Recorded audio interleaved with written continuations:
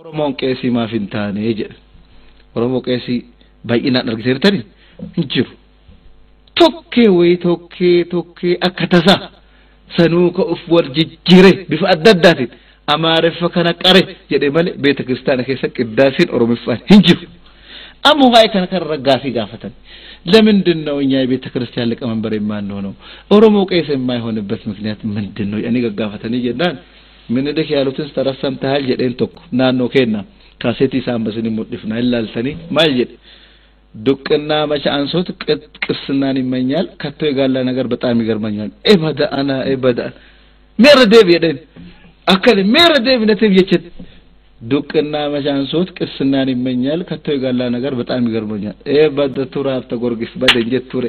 አዳኑ ቄሲንታኑ እንደ አከሚት ቤትኛ ቋንቋ እዚህ ወደዚህ ሞክረን ነበር የደን ወመን አፋኑ ፊትን ድበተ አፋኑ ፊትን ወደዚህ ወደ እንትን አካባቢ አርባጉቡ አካባቢ መቄሲ ሃታቱ ኦሮሞንቱን ሀበረቱ የነትኒን ሞከረጀናኒ ዘ የሚባል ፊደል በኦሮሚያ ውስጥ ስለሌለ እስጎ የሚለውን እስጎ ያለው ስላስቸገሩ ዘ የሚባል ፊደልና ቪን አይችሉም። እስጎ ማርነ ክርስቶስ የተረክፍተ ጀናን አቺ ዲፍነ ያኔ አኔ ባደ የደአማ ነምች ከረከት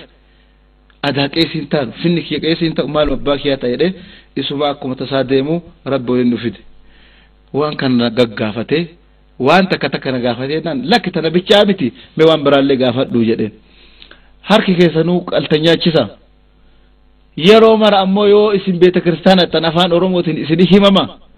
ጋፍ አያና ከሰኒ አሞ ፋጂን እንጀራ ኩኖ ኦሮሞ ለባንደራ ቀባ ከሚልክ ለንጀራ ከምቱ ስኒ ባ ከነ ኦሮሞ ኩን ሀቦ የተ ቤተ ክርስቲያን ረመጠፈማ ከነ ሜጋፋዳ ወልቀባ ዮዱ ተናሞ ከሰጣ ዋለም ተሞ ቀሪቀሪ ወልቀባቲ ሜጋፋዳ የደ ዋን ተኮ እቲም ቦዳ ገሌ ድግሲ ጎደ ሰንጋ ቀሌ ዋመ ቄሶት ኮታ የደ ወልቀቤ ሀፍተ ጎርጊስቱራ አመካሰዲ ሳራ ጀቀፍተኒ ኤጋ ሄዋሜ ድግሲ ጎደ midaan qopheesse ufii qalee gorree nyaadha jedhee maan yaarradoo jedhanii tuqan ana ka hafta gorgistura urwa kiristaana ta'e waggaa 50 isrum jala badaara maadhaan magorre jedhe ande anta ko arrat ko asballaan ande